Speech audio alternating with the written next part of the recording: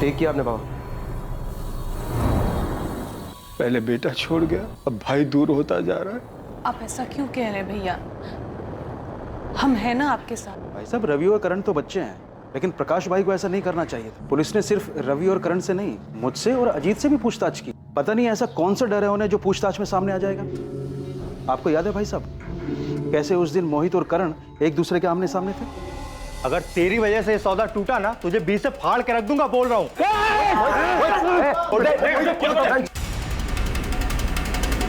मुझे इसमें मत घसीटिए। मुझे कोई बदला नहीं लेना है, ना मैंने कोई बदला लिया है ऐसा। मैं समझ चुका हूं साहब, सब कर्मों का फल होता है।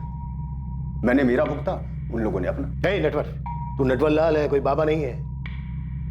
ये तुझे याद है या मैं दिलाऊं? याद है साहब, लेकिन जब से पैर धीमे चल रहे हैं ना साहब, तब से दिमाग तेज चलने लगा। सब समझने लगा हूं अच्छा बुरा, इसलिए ये चोरी चकारी सब छोड़ दिया मैंने। चोरी छोड़ दी, लेकिन हेरा फेरी वो तो नहीं छोड़ी ना तूने। अपने दोस्तों का साथ तो नहीं छोड़ा तूने। हाल खबर तो बराबर लेता रहता है तुम। दुश्मनी तो मोल नहीं ले सकता ना साहब, तो हाल खबर ही लेता रहता हूँ। हालांकि जब उनसे बात होती है तो उन्हें भी समझाता हूँ, कुछ नहीं रखा भाई इसमें, सुधर जाओ। बहुत बकवास सुन ली तेरी। अब सीधे सीधे बोल, रघु और नंदू कहाँ है? उन दोनों से कांटेक्ट किया था ना तूने? क्या फिर नमलपुरा का उमेश में शामिल है इसमें? कौन उमेश था? उमेश ठाकुर। इसकी तब तक खातिरदारी करो जब तक ये सच ना होते। सर, ये नंदू और रघु भोपाल में अरेस्ट हुए। कुछ 1 महीने पहले बेल पे बाहर हुए। पल्लवी, तुम भोपाल जाओ, रघु और नंदू से जुड़ी सारी इन्फॉर्मेशन पता, और जिस केस में ये अंदर हुए थे उस केस के इन्वेस्टिगेटिंग ऑफिसर से भी। इस बात के पूरे चांसेस हैं कि उनमें से कोई ना कोई इनके कांटेक्ट में जरूर है। Okay sir. नेटवर्क खुद हिस्ट्री शीट है। रघु और नंदू से कांटेक्ट करना उसके लिए कोई बड़ी बात नहीं, लेकिन अगर ये काम रवि और करण ने करवाया है तो सोचने वाली बात यह है कि ये दोनों इतने खतरनाक सुपारी किलर से कैसे मिले होंगे। सर, वो अमित तोमर, इन दोनों का एडवोकेट, सर वो एक क्रिमिनल लॉयर है। वो जानता होगा रघु और नंदू को, शायद वहां से मदद मिली हो।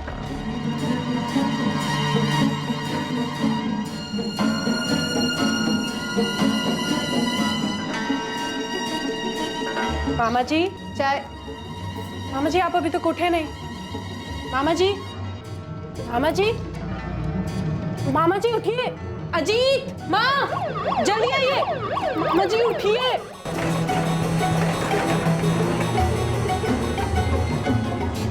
ये अचानक भैया को क्या हो गया? कहाँ लेके गए उनको? मामा जी आप घबराइए मत, मामा जी जल्दी ठीक हो जाएंगे।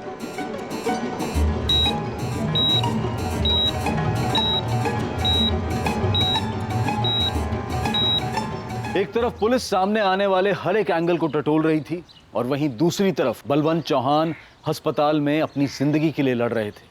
रघुवंशी और चौहान परिवार के लिए घड़ी बहुत मुश्किलों से भरी, और बादल का परिवार भी कई मुसीबतों से संघर्ष कर रहा था। हम बहुत परेशान हैं गुप्ता जी, अगली किस्त के लिए कुछ तो मोहलत दीजिए। पिछली 4 किस्तें भी बाकी हैं। बादल ने कहा था कि 1 हफ्ते के अंदर सारी किस्तें चुका देगा। लेकिन आपको पता है ना बादल के साथ क्या हुआ। हम अभी भी उस दुख से इसीलिए हम इतने दिन रुके रहे, लेकिन अब और नहीं रुक सकते। पिछली बार भी जब आपके खेत में आग लगी थी तब हमने सब्र किया था ना। अब आपकी मुसीबत देखने जाऊंगा ना तो मैं खुद मुसीबत में आ जाऊंगा। गुप्ता जी मैं आपके पैर छूता हूं। देखिए विनायक जी प्लीज, इन सब से कोई फायदा नहीं है। मेरे हाथ से चीजें निकल चुकी हैं। मुझे खेत से ट्रैक्टर ले जाना है, प्लीज चाबी दीजिए। दीजिए प्लीज। दे दे बेटा, दे दे।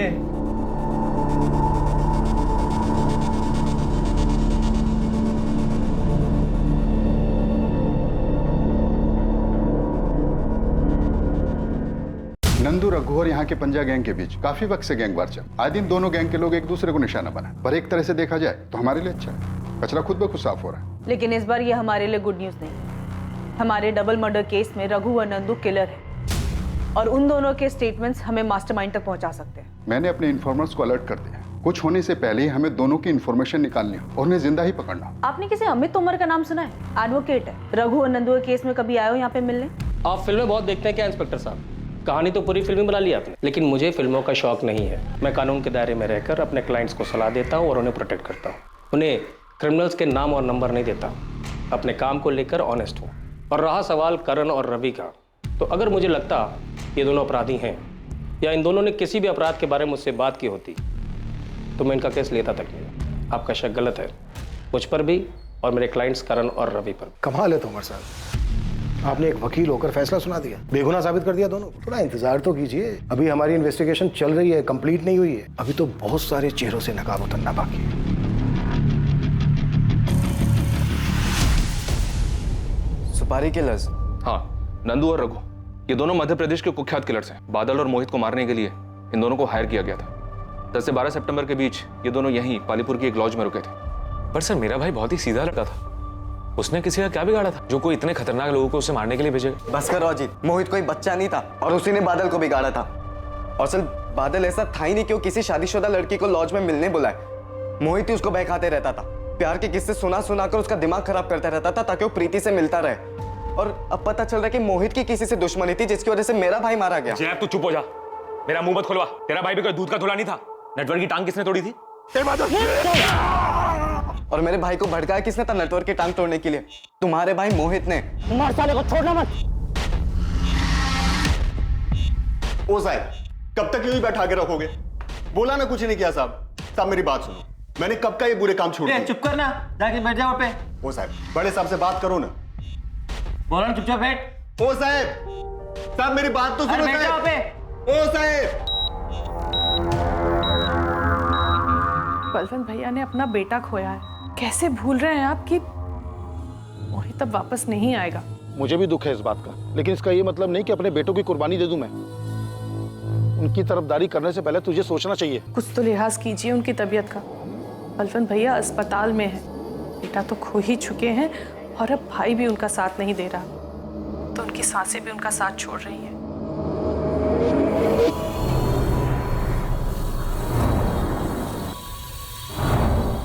नंदू और रघु के भी दर्शन होंगे चाचा? होंगे। इस बार 5 देशी कट्टे और गोलियों का चढ़ावा मांगा है दोनों ने। कुछ घमासान होने वाला है। आंखें खुली रखोगे तो दर्शन भी होंगे।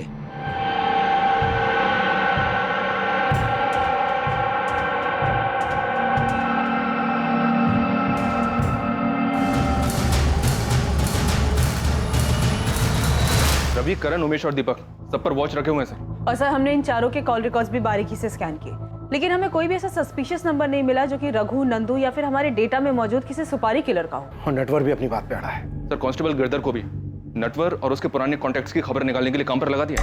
ये रहा मेरा इक्का। तू तो गया। ये मेरा बात। ये पंच।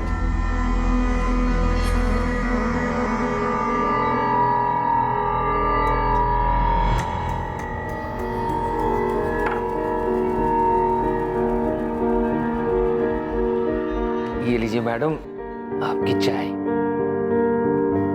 भैया ने मेरी शादी तो करवा दी, तुमसे दूर कर दिया। उस घर में एक एक मिनट मेरे लिए जंग है। मुझे घर वापस जाना अच्छा ही नहीं लगता। वहाँ रहकर भी बस हमारे बिताए हुए वक्त के बारे में सोचती रहती हूँ। बादल, मुझे अपने साथ ले चलो, मुझे वहाँ नहीं जाना है। दूर तो मैं भी नहीं रहना चाहता तुमसे, तुम फिक्र मत करो, मैं कुछ करता हूँ। इस बार हमें कोई अलग नहीं कर पाएगा, तुम्हारा भाई भी नहीं। तुम लोग चाय पियो, 1 मिनट में आता हूं। अपने पत्ते देख। भाभी, सुना है आप और बादल अच्छे दोस्त, और ये भी सुना है कि दोस्ती काफी पुरानी। अरे घबराइए मत, मुझे को नहीं पता, हम बताएंगे भी नहीं, बेफिक्र रहिए आप। डॉक्टर ने कहा है कि आपको बहुत जल्दी डिस्चार्ज कर देंगे। भैया कैसे हैं आप? भैया मुझे माफ कर दीजिए भैया।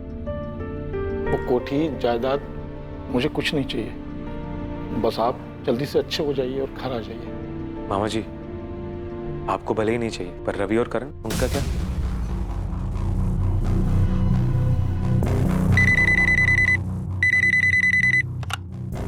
हेलो। ये तो हद ही हो गई सर। पहले आप हमारे पीछे पड़े थे, अब हमारे वकील साहब पर भी शक कर रहे हैं। शक करना पेशा है हमारा। सच निकालने के लिए पहले हम शक करते हैं, फिर समझाते हैं, और अगर कोई नहीं समझे ना तो तभी से कुटाई करते हैं। एक्यूज बच नहीं सकता हमसे, चाहे वो कितने भी दूर छुपा। सर कहीं ऐसा ना हो कि अक्यूज्ड आपके सामने ही बैठा हो और आप दूर ही देखते रह जाएं। जो भी बोलना है खुल के बोल। अजीत रघुवंशी आपके नजदीक ही है सर। मोहित का कजन? हाँ सर, वही एक लौता अजीत रघुवंशी। और उससे तुम्हारी क्या दुश्मनी है जो उसका नाम ले रहे हो? कोई दुश्मनी नहीं है सर, पर आपकी उससे खास दोस्ती हो गई है। सवाल तक नहीं कर रहे आप लोग। शक की सुई तो घुमाइए उसकी तरफ। कुल्हाड़ी पर पैर मारने का शौक है तुम्हें रवि? अच्छा खासा ध्यान हटाता तुम लोगों पर से। पुलिस को दोबारा ऐसे मत छेड़ना, तकलीफ हो सकती है तुम दोनों को। सर है अजीत का नाम सिर्फ हमें भटकाने के लिए लिया जा रहा है। मुझे भी ऐसा ही लग रहा है पल, लेकिन एक बात तो है, अजीत ने खुद सामने से आकर हमें कोई बात नहीं बताई, ना तो जमीन जायदाद को लेकर झगड़े के बारे में, ना ही नटवर के साथ हुए झगड़े के बारे में। तो ऐसा तो नहीं है कि ये जानबूझकर अनजान बन रहा है।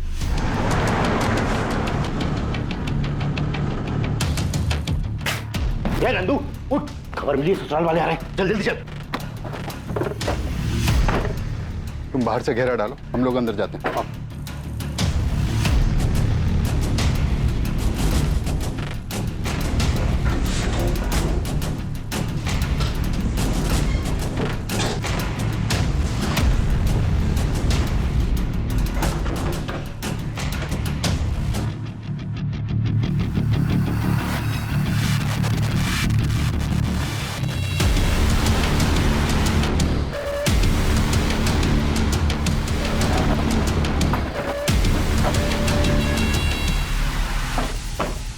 मैं बलवंत जी से मिलता हूँ, तुम आसपास पूछताछ करो।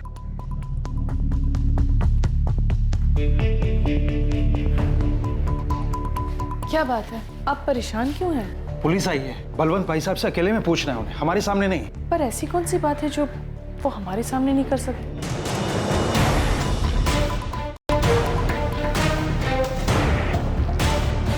आप अजीत पे शक कैसे कर सकते हैं सर? अजीत और मोहित तो सगे भाइयों से भी बढ़कर थे।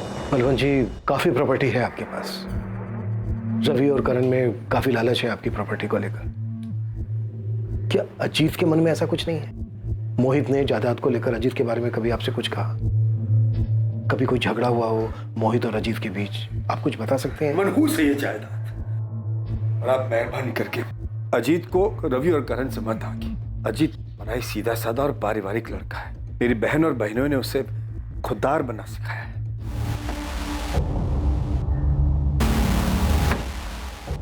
कुछ मिला? तो ये अजीत इंसान है या फरिश्ता? लोग भगवान में भी बुराई ढूंढ लेते हैं, लेकिन इस अजीत की कोई बुराई नहीं कर रहा है। लेकिन फिर भी मैंने गिरधर को बोला है अजीत की दुकान के आसपास बात करने के लिए।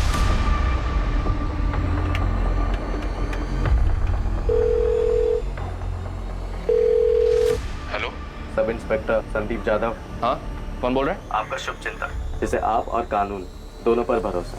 मेरे पास एक इन्फॉर्मेशन है, मोहित चौहान के केस में आपके काम आएगी। कॉलर ने कुछ नाम बताया अपना? शुभचिंतक और कानून पर भरोसा रखने वाला। मोहित और शिखा के बीच तलाशी है, उनके बीच में एक ऐसा रिश्ता है जो दुनिया से छुपा हुआ है। तुम्हें कैसे पता? कोई सबूत है तुम्हारे पास? मैंने कहा ना, मुझे आप पे भरोसा है, आप खुद ही ढूंढ लेंगे। डीसीओ से कॉल था सर। ये रवि और करण का ही काम होगा, खुद पर से शक हटाने के लिए अजीत को फंसा रहे हैं। पहले डायरेक्ट अजीत का नाम लिया और अब उसकी बीवी को बदनाम कर रहे हैं। सर, एक काम की इन्फॉर्मेशन हाथ लगी है। इसी गांव का एक आदमी है, उसने बताया कि अजीत और मोहित के बीच सब कुछ ठीक नहीं था। उसने दोनों को झगड़ते हुए देखा था। अजीत भाई, भूल जाओ उस बात को। देख, गुस्सा थूक दे, अब हमारे बीच ऐसा कुछ भी नहीं है। मोहित देख, हर रिश्ते की ना एक मर्यादा होती है जिसे कभी भूलना नहीं चाहिए। तूने वो मर्यादा पार कर दी। तू भाई है इसलिए चुप, पर दोबारा मेरी गैर मौजूदगी में मेरे घर में मत घुसना। अजीत अजीत अजीत, मेरी बात तो सुन भाई। कौन है वो जिसने अजीत के खिलाफ बताया? मामूली सा किसान है सर, हिम्मत करके उसने अजीत का नाम लिया है। अब सामने आने की हिम्मत नहीं कर पाएगा। शिखा और अजीत से एक बार बात करनी हो, लेकिन ध्यान रहे विक्टिम की फैमिली है।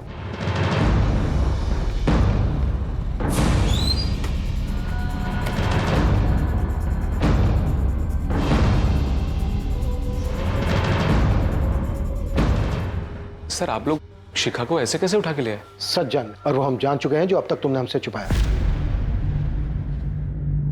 सच तो हम जान चुके हैं शिखा, बस तुम्हारे मुंह से सुनना है। बताओ।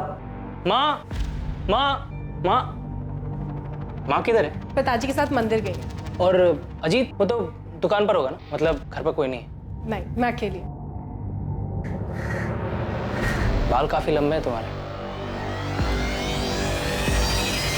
जब भी छत पर बाल सुखाती हो, कसम से मेरी नजर ही नहीं हटती तुम पर से। मोहित, भोली मत बनो। देखा है मैंने, हमेशा मेरी वर्जिश के वक्त ही तुम बाल सुखाने आती। छुप छुप कर देखती हो मुझे अच्छे से पता है तुम्हें क्या चाहिए। और अगर मेरा छूना तुम्हें इतना ही बुरा लग रहा है तो ठीक है, तुम जा सकते हो।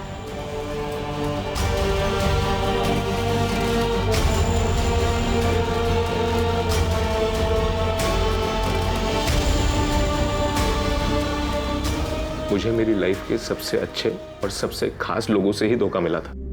कब पता चला तुम्हें?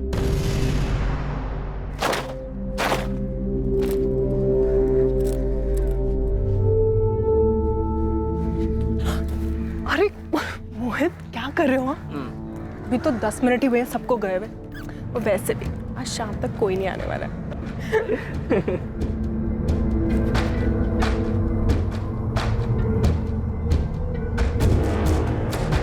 नहीं मैम, आप गलत कह रही हैं। अजीत कभी मोहित का मर्डर नहीं करवा सकते। उस दिन भी गलती हमारी थी, लेकिन उन्होंने खुद को सजा दी।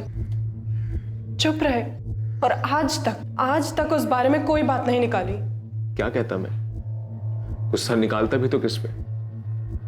आखिरकार दोनों थे तो मेरे अपने ही ना। और फिर शिखा और मोहित दोनों की आंखों में शर्मिंदगी थी, पछतावा था। तो मैंने मोहित और शिखा दोनों को उनके पछतावे के साथ छोड़ दिया और मोहित से कहा कि मेरी गैर हाजिरी में मेरे घर में ना आया करे। अजीत, बहुत ज्यादा शर्मिंदा हूँ। माफी मांगने में भी शर्म आ रही है। पता नहीं कैसे बहक गई थी। मुझे माफ कर दो।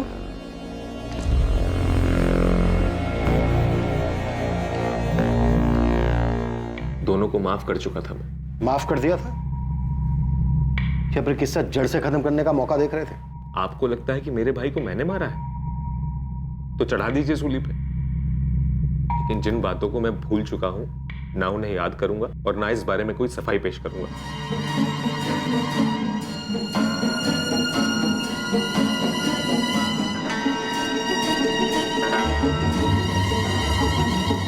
बात मुझ तक थी इसलिए अब तक दबाए रखा, लेकिन अब पुलिस जान गई है तो आप लोगों को किसी और से पता चले, इससे बेहतर है कि मैं ही।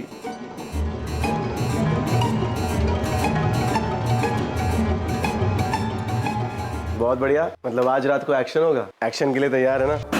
सारी बंदूकें तो जब्त हो गई, अब कैसे लड़ेंगे पंजा गैंग से? पक्का किसी ने खबर दी थी कि हम लोग गायत्री लॉज में हैं। खैर तू चिंता मत कर, कल बाबू के लोग आ रहे हैं इंदौर से सामान लेकर। उसके बाद आपने गायत्री लॉज में जो छापा मारा था रघु और नंदू को पकड़ने के लिए, वहाँ आपको जो सीसीटीवी मिला है उसके फुटेज को स्कैन करना पड़ेगा, शायद उससे हमें कोई लीड मिल जाए। पहले भी फुटेज आ गए। नंदू और रघु 10 दिन से गायत्री लॉज में रह रहे थे। काफी सारे फुटेज मैं भिजवाता हूँ।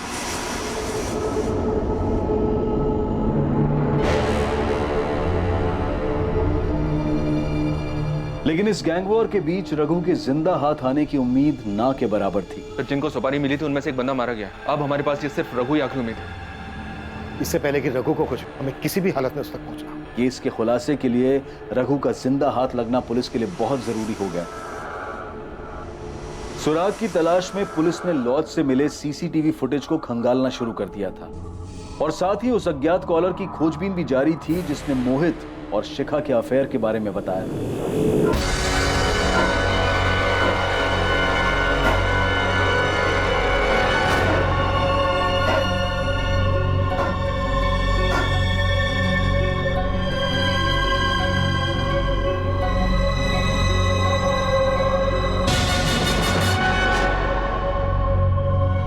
केस से जुड़े सभी संदिग्धों पर कड़ी नजर रखी जा रही थी। सर, भोपाल के गायत्री लॉज में जहाँ रघु और नंदू रुके थे उसके सीसीटीवी फुटेज में एक अजीब बात नजर आ रही है। ये देखिए।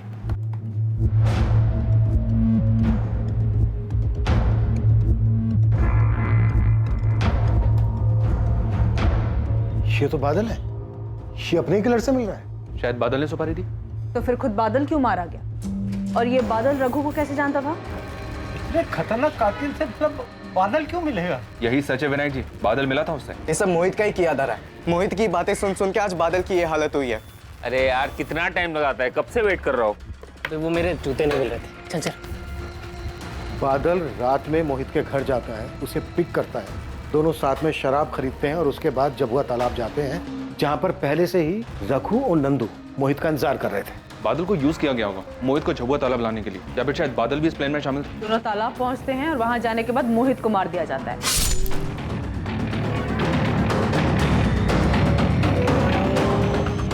और इस मर्डर के पीछे जो कोई भी है वो बादल को डबल क्रॉस करता है और सुपारी किलर से उसे भी मरवा देता है।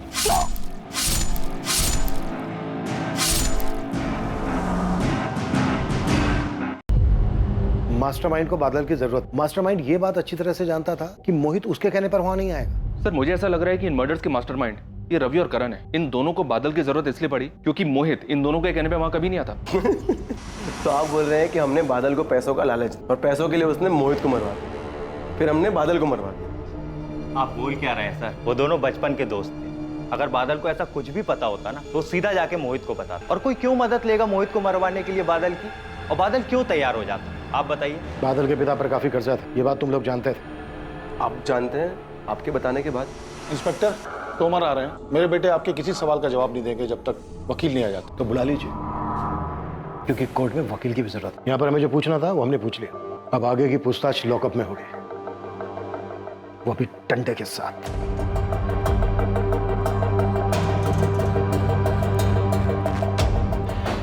मुझे रवि और करण के हर मोमेंट की इंफॉर्मेशन चाहिए चाहता हूँ। जरूरत पड़े तो और आदमियों को भी लगा दो काम पर, और अर्जेंट में दोनों के कॉल रिकॉर्ड्स में निकलवाओ। अल्लाह भाई, रघु पर क्या अपडेट है? सर मेरी भोपाल पुलिस से बात हुई है, वो लोग काम पे लगे हुए हैं। मैं भी बात करता हूँ उनसे। हमें किसी भी कीमत पर ये रघु चाहिए।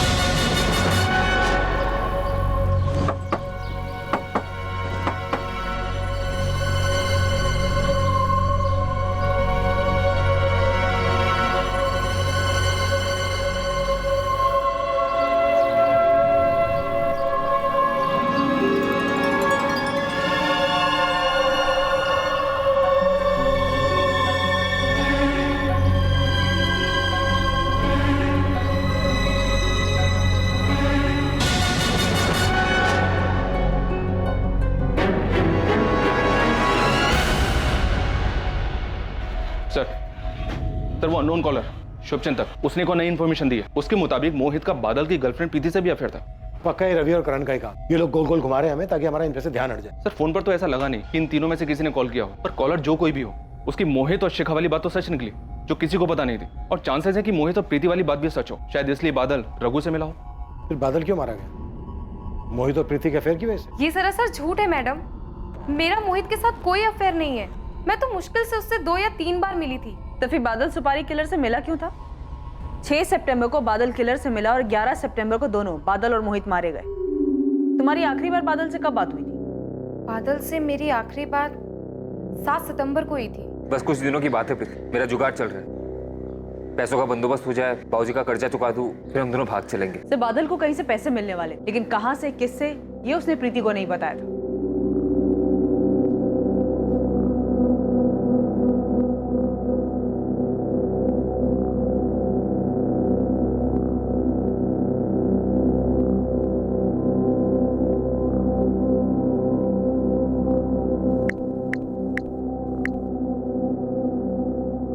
भाई साहब नटवर बोल रहा हूँ। हाँ बोलो। वो पुलिस आपके बारे में पूछ रही थी।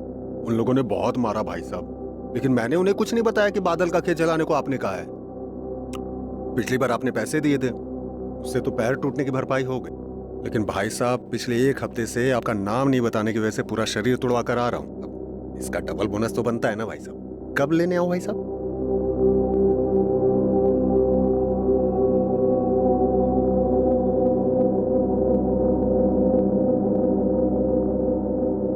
पुलिस अंधेरे में चारों दिशाओं में हाथ पैर मार रही थी, लेकिन कहीं से भी उम्मीद की कोई किरण नजर नहीं आ रही थी। इस केस का सारा दारोमदार एक ऐसे शख्स के बयान पर टिक गया था जो खुद एक पेशेवर अपराधी था, रघु चंदेल। और आखिरकार पुलिस की कोशिशें कामयाब हुई और रघु पुलिस के शिकंजे में आ गया।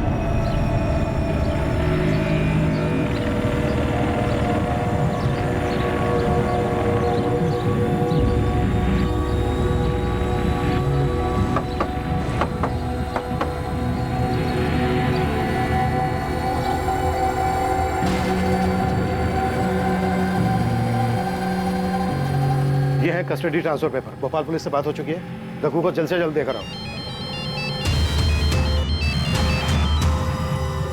हाँ तोमर साहब बोलिए। आपसे कुछ बात करनी थी, कब मिल सकते? हाँ गिरधर बोलो। नाम क्या उस अज्ञात कॉलर का? मोहित ने जो कुछ किया उसके लिए मैं माफ। मामा जी आपको शर्मिंदा होने की कोई जरूरत नहीं, गलती आपकी नहीं थी। ये लो बेटा, मामा जी आपने सब कुछ सोच समझ लिया है ना, सब कुछ सिर्फ मोहित को देना ठीक रहेगा? तो मैं तो चाहता हूँ कि रवि और करण को भी कुछ, और मोहित को बुरा लगे। तेरे जैसा बड़े दिल वाला नहीं। अजीत, मैं अपनी वसीयत बदलना चाहता। ये है एडवोकेट नवीन शुक्ला, मिस्टर बलवंत चौहान के लॉयर। कुछ सेंसिटिव पता चला तो मैं इनको आपके पास ले आया। देखिए, मैं आपको सब कुछ नहीं बता सकता, क्लाइंट की प्राइवेसी का ख्याल करना होता है। ये मर्डर केस है इसलिए बता रहा हूँ। बलवंत चौहान ने अपनी वसीयत तैयार करके रखी थी जिसमें उन्होंने सब कुछ अपने बेटे मोहित के नाम किया था। दूसरा कोई हिस्सेदार नहीं था, लेकिन उस वसीयत में एक ऐसी कंडीशन है, एक ऐसा क्लॉज है जो आमतौर पर कोई नहीं रखवाता। कैसी कंडीशन, कैसा clause? I am sorry officer, वसीयत की बात है, वो तो आपको बलवंत चौहान से ही पूछना होगा। इंस्पेक्टर, ये लीजिए, ये वसीयत के कागजात है, साफ साफ लिखा है सब कुछ मोहित के नाम। वसीयत में तो आपने सब कुछ मोहित के नाम ही लिखवा रखा है। ये क्या बलवंत जी, ये कैसी शर्त है? कैसी शर्त? क्या लिखा है? पढ़िए। अगर मोहित को कुछ हो जाए तो उसकी मौत के बाद मेरा सब कुछ मेरे बहन के पति कैलाश रघुवंशी के नाम कर दिया जाए। बलवंत जी, ये पेपर आपने खुद तैयार करवाए थे या फिर किसी को कहा था पेपर तैयार करवाने के लिए?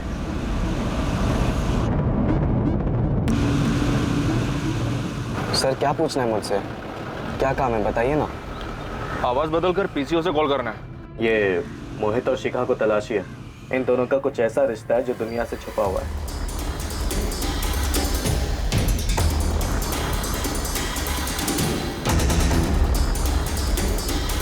सर मैंने वो कॉल सिर्फ मोहित को बदनाम करने के लिए किया था। उसी ने मेरे भाई को बहकाया था सर, और उसी की वजह से आज बादल घर का कर्जा चुकाने के बजाय एक शादीशुदा लड़की के पीछे पड़ा था, ठीक मोहित की तरह सर। इसलिए तूने अपने ही भाई को मरवा दिया? नहीं सर, मैंने किसी को भी नहीं मरवाया।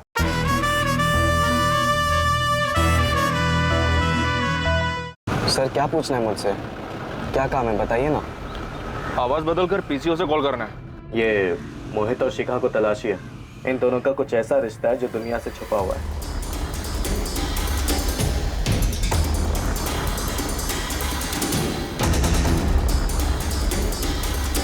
सर मैंने वो कॉल सिर्फ मोहित को बदनाम करने के लिए किया था। उसी ने मेरे भाई को बहकाया था सर, और उसी की वजह से आज बादल घर का कर्जा चुकाने के बजाय एक शादीशुदा लड़की के पीछे पड़ा था, ठीक मोहित की तरह सर। इसलिए तूने अपने ही भाई को मरवा दिया? नहीं सर, मैंने किसी को भी नहीं मरवाया। मैंने सिर्फ फोन करके वो बताया जो मुझे सुनने में आया, और कुछ नहीं। लेकिन मोहित यार अपने भाभी के साथ, हाँ, अजीत को पता चल गया तो? अब सोच के थोड़ी ना किया था, बस हो गया। प्यार तो ऐसे ही होता है ना। और तू अपना देख, प्रीति भी तो शादीशुदा है। सर मैं चाहता था कि मेरा नाम सामने ना आए, इसलिए मैंने छुपकर पीसीओ से फोन किया। फिर प्रीति और मोहित का अफेयर, वो कहाँ सुना तूने? प्रीति ने तो नकार दिया। सर प्रीति अपने शादी के बाद भी अपने पति को धोखा दे रही थी। कल जाके सर वो मेरे भाई को भी धोखा दे सकती थी। मैं चाहता था उसका भी नाम उछले, उसकी भी बदनामी हो, इसलिए मैंने दूसरा कॉल किया और मोहित और प्रीति की कहानी सुनाई। अपनी कहानी सुनाना बंद कर और हमें ये बता, मोहित और बादल के मर्डर के बारे में क्या जानता है तू?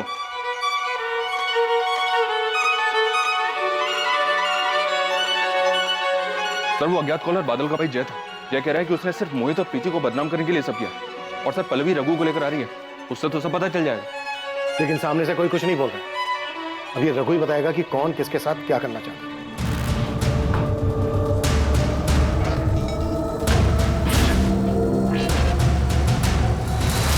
पर अजीत ने वसीयत में ऐसा क्यों लिखा? कोई और बात नहीं थी, सिर्फ सेफ्टी के लिए लिखवाया था पापा का नाम। तो फिर ये बात बलवंत जी से क्यों छुपाई? क्योंकि तूने कभी माफ नहीं कर पाया। तू अच्छी तरह से जानता था कि शिखा तुझसे ज्यादा मोहित को पसंद करती थी, और तू देखने के अलावा और कुछ नहीं कर सकता था। कोई पछतावा नहीं था उन दोनों को। हाँ, नहीं माफ कर पाया उन्हें मैं। कैसे माफ करता?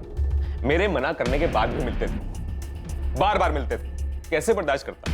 मेरा भाई, मेरी बीवी मेरे ही पीठ में बार बार खंजर घोंप रहे थे, और रही कहीं कसर इस बलवंत मामा ने पूरी कर दी। मुंह से बेटा बेटा बोलते थे, दिल से कभी माना ही नहीं बेटा। तो मैं तो चाहता हूं कि रवि और करण को भी कुछ दो, और मोहित को बुरा लगेगा। मामा जी ने सब कुछ मोहित को दे दिया, मेरा जिक्र तक नहीं। और वही बेटा मेरी ही बीवी के साथ, सबने मुझे समझ क्या रखा है? सारी कुर्बानियां मैं ही दूं? मेरी मां ने मेरे हिस्से का आधा प्यार मोहित को दे दिया, उसका कोई बोल नहीं। मैंने हमेशा उसे छोटे भाई की तरह संभाला, उसका कुछ नहीं। मोहित को कैसे मारा और बादल रघु तक कैसे पहुंचा? हाँ गुप्ता जी, आपको सारी किस्त मिल जाएगी।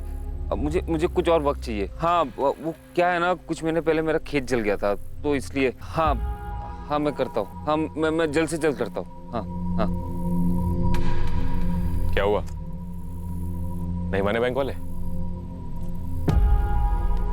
नहीं यार। 5 लाख का कर्जा है ना? हाँ। इतना तो मोहित से मांग सकता है। नहीं, दोस्ती के बीच में पैसा नहीं लाना मुझे। तो मैं एक जुगाड़ बताऊं? 5 लाख कमाने का। कैसा जुगाड़? कल मिल मुझसे। कहाँ? झबुआ तालाब के पास। बोल अब क्या जुगाड़ है? मोहित को जान से मारा, सब मैं करूंगा, तू बस मेरा साथ दे। क्या बकवास कर रहा है? हाँ?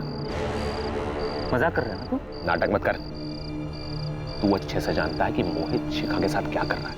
जानता हूँ और ये मानता भी हो कि गलत है। मैंने उसे समझाने की कोशिश की। वो नहीं समझने वाला। देख, मेरे पास सिर्फ एक ही रास्ता है। मोहित के मरने के बाद बलवंत मामा की सारी जायदाद मेरी हो जाए। तू बस मेरा साथ दे, मैं तेरा 5 लाख का कर्जा भी उतरवा दूंगा। सोच रहा। देख, मैं अपने दोस्त को नहीं मार सकता, ठीक है? और तू भी ये सब मत सोच, नशे में है तू। डर मत, हम लोग नहीं मारेंगे, पेशेवर खूनी आएंगे उसे मारने के लिए। तू बस मोहित को यहाँ ले आ, करेगा मेरा काम? नहीं, मैं ये नहीं कर सकता। अपने दोस्त को मैं धोखा नहीं दे सकता, ठीक है? शुरू में बादल ने मना कर दिया, लेकिन मैं जानता था कि इस दोस्ती को सिर्फ गरीबी ही तोड़ सकती। मुझे पता था कि बादल सर से लेकर पांव तक कर्जे में डूबा हुआ। उस बारे में बात भी मत करना चाहिए। मैं अपने दोस्त को धोखा नहीं दे सकता। देख, मुझे तो मेरे भाई, पत्नी, सब ने धोखा दिया। तो दोस्त क्या चीज है? और कल को अगर तेरा बाप कर्जे में मर गया तो अचार डालेगा दोस्ती का? मोहित सिर्फ अपना फायदा देखता है, तू अपना फायदा देख। चल 7 लाख दूंगा तुझे, बोल। देख, अब तू सोचने लगा। चल तेरे लिए 8 लाख। कर्जा चुकाने के बाद भी 3 लाख बचेंगे तेरे पास, सोच के बताना।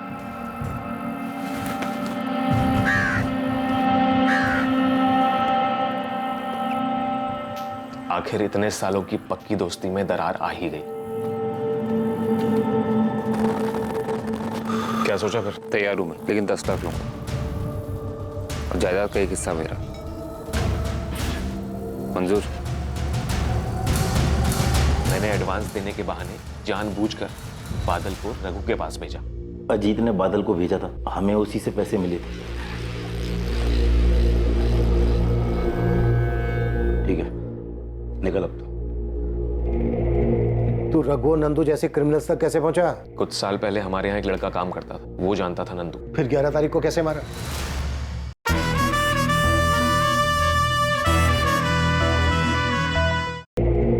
तू रघु और नंदू जैसे क्रिमिनल्स तक कैसे पहुंचा? कुछ साल पहले हमारे यहाँ एक लड़का काम करता था, वो जानता था नंदू। फिर 11 तारीख को कैसे मारा? 11 तारीख को मैं दुकान का कुछ सामान लाने के लिए जबलपुर के लिए निकला। प्लान के मुताबिक बादल मोहित को झबुआ तालाब वाले जंगल के पास लाने वाला था।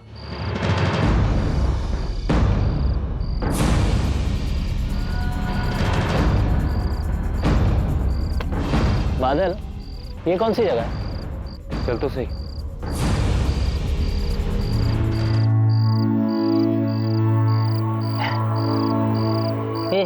क्या हुआ?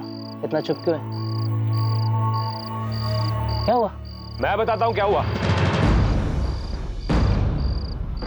ये तू यहाँ कैसे?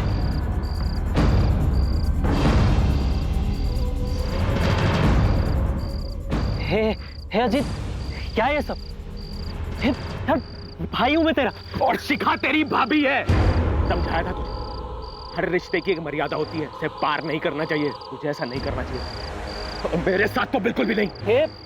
बादल, समझाना इसे, कुछ भी बोल रहा है। हे भाई अजीत, कसम से ऐसा फिर से कभी नहीं होगा। बादल, बोलना इसको कुछ भी। बादल, बादल, बादल।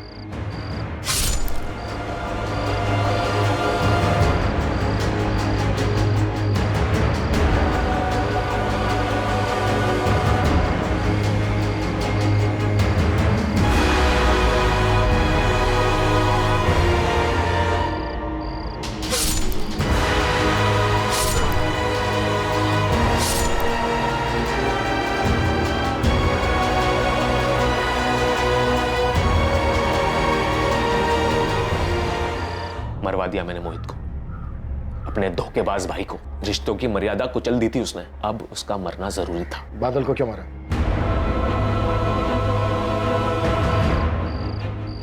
मोहित उठना, मोहित, मोहित, ये क्या कर डाला हमने? हाँ?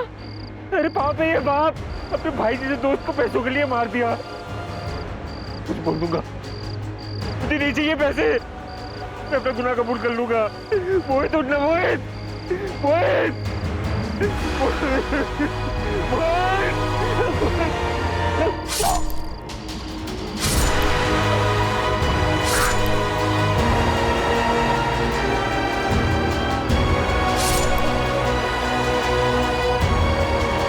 दोनों की लाश बाइक पे डाल दो और सोमबाग में जाके फेंक दो। ध्यान रहे बाइक किसी के हाथ नहीं लगनी चाहिए। मैं घर जा रहा हूँ। नंदू, मुझे टाइम पे फोन करना, पर ध्यान रहे लोकेशन यहीं की होनी चाहिए, कहीं जाना मत। तू फिक्र मत कर, बादल के फोन से पहले जय को फोन करूंगा और उसके 10 मिनट बाद तुझे। लाशों को सोमबाग ले जाना और बादल के फोन से मुझे और जय को कॉल करने का मकसद सिर्फ इन्वेस्टिगेशन को गुमराह करना था। तुझे क्या मिला दो जान लेकर? आप नहीं समझेंगे सर, जिसके साथ धोखा होता है ना वही समझ सकता है बस। धोखा तो तूने भी दिया है अपनी माँ को, उससे उसके 2 बेटे छीन लिए, एक को मरवा दिया और एक मरने तक जेल में रहेगा। ये धोखा तेरी माँ को जिंदगी भर सताएगा। मेरी परवरिश में कहीं कोई कमी रह गई थी। खुद को दोष मत दे बीना, ये सिर्फ और सिर्फ उनकी गलती।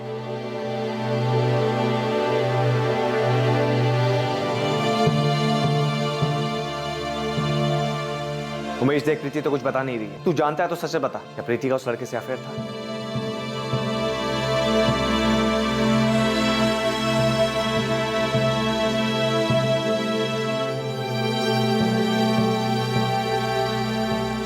अजीत रघुवंशी और सुपारी किलर रघु चंदेल को इस डबल मर्डर के लिए आईपीसी की धारा 302 के तहत हत्या के जुर्म में अरेस्ट किया गया है। फिलहाल दोनों जुडिशियल कस्टडी में हैं। सभी रिश्ते भरोसे की नींव पर टिके हुए होते हैं, फिर चाहे वो कोई भी रिश्ता क्यों ना। लेकिन इस केस की विडंबना ये थी कि यहाँ हर किसी ने अपने चाहने वाले का विश्वास तोड़ा। मोहित ने अजीत की पत्नी शिखा के साथ अफेयर कर विश्वासघात किया। अजीत के गुस्से और दुख को समझा जा सकता है, लेकिन उसने षड्यंत्र रचकर अपने ही ममेरे भाई की हत्या करवाई, जिसे किसी भी एंगल से जायज नहीं ठहराया जा सकता। उसके पास अपनी पत्नी शिखा और ममेरे भाई मोहित से अलग होने और रिश्ते को खत्म करने का विकल्प था, लेकिन अजीत लालची बन गया। उसने मोहित का कत्ल करके जायदाद हथियाने का रास्ता चुना। अपनी इस मंशा को अंजाम देते हुए अजीत ने अपने ही परिवार को तबाह कर दिया। उसने अपनी मां से उनके दोनों बेटों को छीन लिया। कहा जाता है कि हर फसाद की जड़ जर, जोरू या जमीन, इन्हीं तीनों में से कोई एक होती है। लेकिन इसमें दोष जर, जोरू और जमीन का नहीं, बल्कि उस शख्स का होता है जो इन्हें हासिल करने के लिए अपनी इंसानियत खो बैठता है। जज्बात में बहकर, आवेश में आकर जुर्म का रास्ता इख्तियार कर लेना बहुत ही आसान और कमजोर विकल्प है, जो आगे चलकर सिर्फ तकलीफ देता है। अगर आपको पता चले कि आपका जीवन साथी आपको धोखा दे रहा है, तो ऐसे हालात में उस व्यक्ति को नुकसान पहुंचाना या उस रिश्ते को जबरदस्ती खींचना, ये प्रॉब्लम का हल नहीं हो सकता है। ऐसे वक्त में उचित यही है कि इंसान बिना किसी विवाद के उस रिश्ते से अलग हो जाए और जिंदगी में आगे बढ़ने की कोशिश करे।